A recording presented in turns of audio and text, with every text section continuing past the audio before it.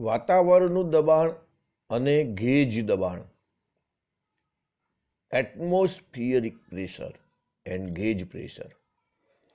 કોઈપણ બિંદુએ વાતાવરણનું દબાણ તે બિંદુથી ઉપર વાતાવરણની ટોચ સુધીની હવાના એકમ આડછેદના સ્તંભના વજન જેટલું હોય છે.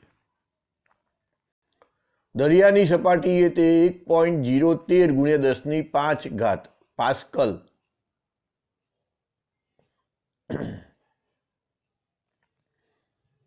છે. ઇટાલિયન વૈજ્ઞાનિક ઇવાન્ગેલિસ્ટાએ, આપણે બધાને ટોરિસિલીથી જ ઓળખીએ, એ સૌ પ્રથમ વાતાવરણનું દબાણ માપવાની રીત શોધી હતી.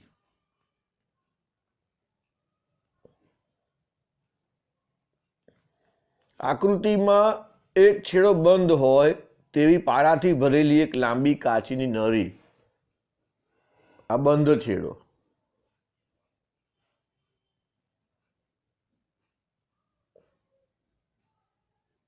અને પારો ભરેલો છે.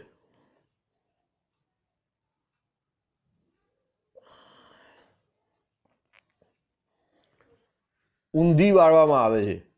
આ રચનાને પારાનું દબાણ માપક કહે છે. આ રચનાને પારાનું દબાણ માપક.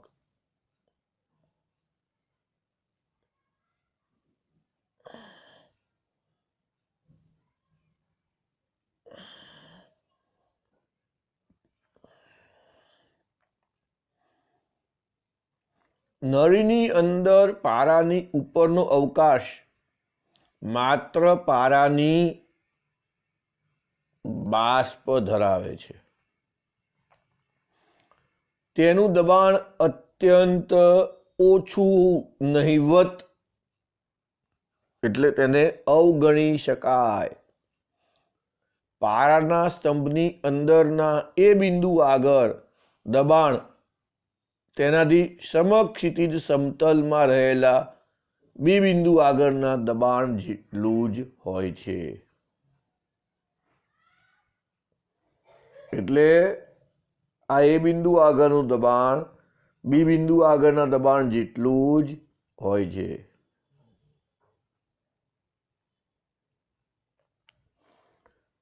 બી આગળનું દબાણ કેટલું હોય?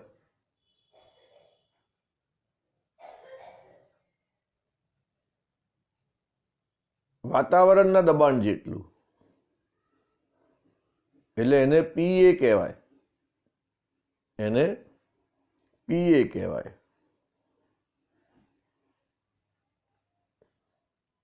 એટલે PA બરાબર ρgH, જ્યાં ρ એ પારાની ઘનતા, H એ નળીના પારાના સ્તંભની ઊંચાઈ.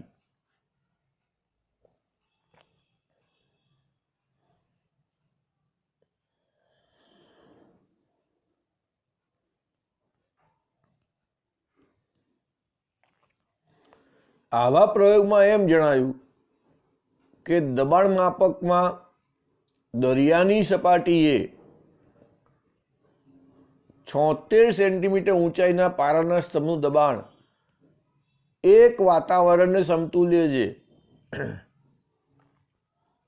76 સેન્ટીમીટર પારાના સ્તંભનું દબાણ એક વાતાવરણના દબાણ જેટલું છે.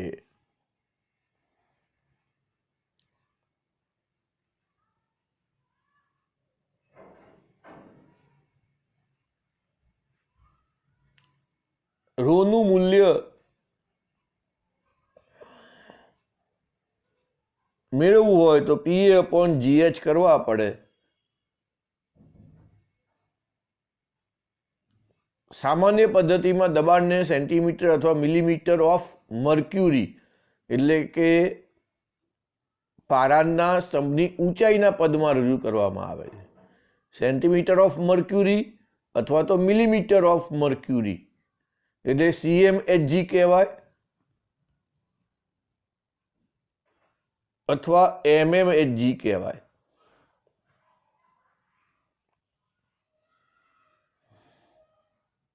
1 mm ઓફ મર્ક્યુરીની સમતુલ્ય દબાણને એક ટોરિસિલીના નામ પરથી કહેવામાં આવે છે। 1 mmHg બરાબર 1 ટોર કહેવાય, બરાબર 133 પાસ્કલ કહેવાય। ટોર એટલે ટોરિસિલીના નામ ઉપરથી એકમ આવ્યો છે। દબાણના એકમો મિલીમીટર ઓફ મર્ક્યુરી અને ટોર ખાસ કરીને મેડિકલ સાયન્સમાં વપરાય છે। હવામાનશાસ્ત્રમાં દબાણના સામાન્ય એકમ તરીકે બાર કે મિલીબાર વપરાય છે। 1 bar is equal to 10⁵ pascal થાય। 1 બાર ઇક્વલ ટુ 10⁵ પાસ્કલ થાય। ખુલ્લી નળી ધરાવતું મેનોમીટર દબાણ તફાવતો માપવામાં ઉપયોગી સાધન છે। તે એક યુટ્યુબનું બનેલું છે। યુટ્યુબ એટલે તમે વાપરો છે નહીં પાછા, તે એક યુટ્યુબનું બનેલું છે। આ રીતનું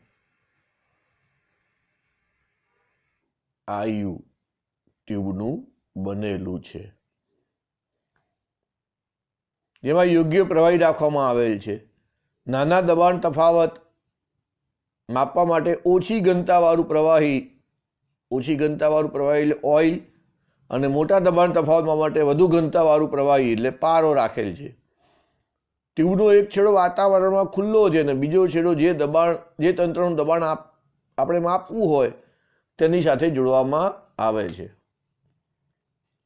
આ ખુલ્લો છેડો, અને જેનું દબાણ માપવાનું છે એને અહીંયા જોડવામાં આવે છે।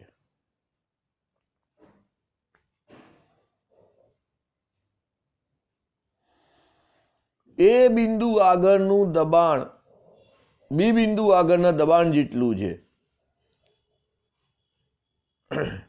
આપણે જે માપી છે તે ગેજ દબાણ P માઇનસ PA છે, જે સમીકરણ 10.8 ઉપરથી મળે છે। એટલે આ સમીકરણ એના ઉપરથી ગેજ દબાણ મળે છે। તે મેનોમીટરની ઊંચાઈના સમપ્રમાણમાં હોય છે।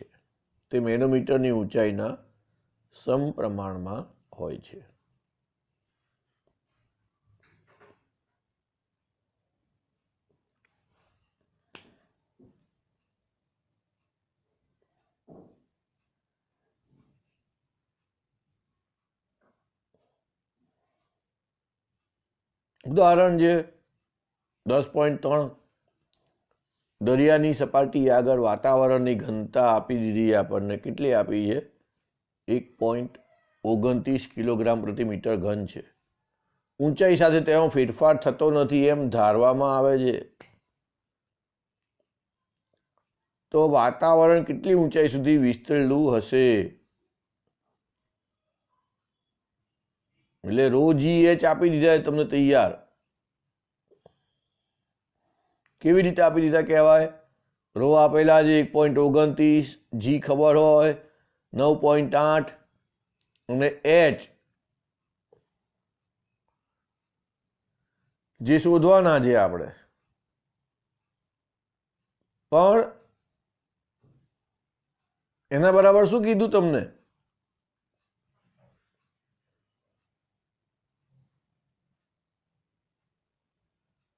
દરિયાની સપાટી આગળ કેટલું દબાણ હોય? 1.01 × 10⁵ એટલે P બરાબર ρgh લખીએ। ρgh ની કિંમત એટલે P એટલે 1.01 × 10⁵ આપણને તૈયાર આપી દીધા। ρ ની કિંમત આપી દીધી, જી ની કિંમત આવી, h ને કરતા બનાવી દેવાનો, એટલે h બરાબર 1.01 ગુણ્યા 10⁵ છેદમાં 1.29 ગુણ્યા 9.8 કરવા પડે.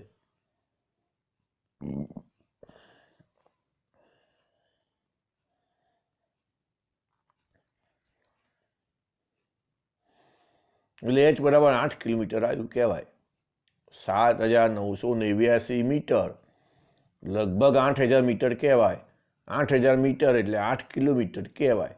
વાસ્તવમાં હવાની ઘનતા ઊંચાઈ સાથે ઘટતી જાય છે. સ્વાભાવિક છે, નીચેથી ઉપર જાઓ એમ ઘનતા ઘટતી જાય અને જી પણ ઊંચાઈ સાથે ઘટે છે. વાતાવરણ ઘટતા દબાણ સાથે લગભગ 100 કિલોમીટર સુધી વિસ્તરેલ છે. આપણે એ પણ નોંધવું જોઈએ કે દરિયાની સપાટીએ દબાણ હંમેશા 760 મિલીમીટર હોતું નથી. 10 મિલીમીટર ઓફ મર્ક્યુરી જેટલો કે તેથી વધુ ઘટાડો એટલે કે આવનારા તોફાનનો સંકેત છે.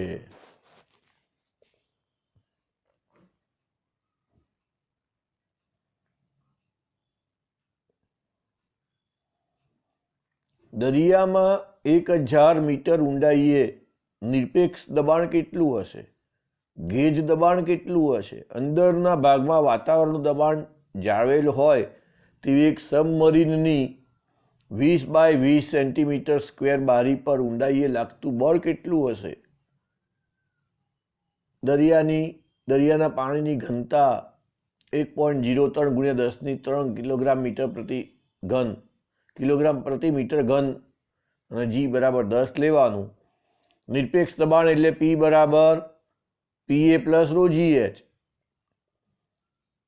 અને ગેજ દબાણ એટલે P માઇનસ PA બરાબર ρGH. એ ગેજ દબાણ કહેવાય અને PG કહીએ.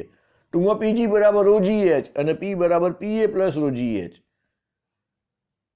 H આપેલા, ρ આપેલા છે, G ખબર હોય એટલે H ρG ની કિંમત થઈ ગઈ. PA આપેલા છે 1.01, આ કિંમત PA કહેવાય. આ ρ, આ G અને આ H એટલે PA પ્લસ ρGH થઈ ગયા કહેવાય. એટલે 104 વાતાવરણનું દબાણ કહેવાય ATM. અને 1.01 ગુણ્યા 10⁵ એમાંથી ઓછા થઈ જાય એટલે PG મળે. P માઇનસ PA એટલે ગેજ દબાણ એટલે 103 ગુણ્યા 10⁵ થાય 103 ATM.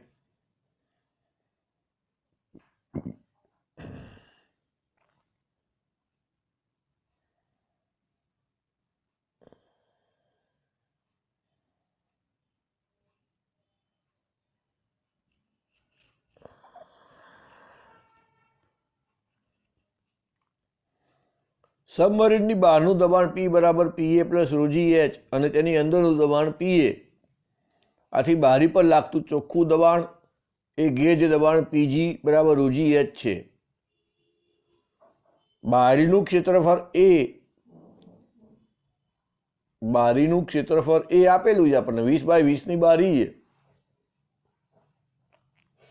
તેના પર લાગતું બળ આપણને ખબર છે, સૂત્ર ખબર છે. P બરાબર F/A એટલે F બરાબર PA. અહીંયા PG લખાય. F બરાબર PG એટલે 103 ગુણ્યા 10⁵ પાસ્કલ ગુણ્યા 0.04 મીટરનો સ્ક્વેર એટલે 4.12 ગુણ્યા 10⁵ ન્યૂટન થાય.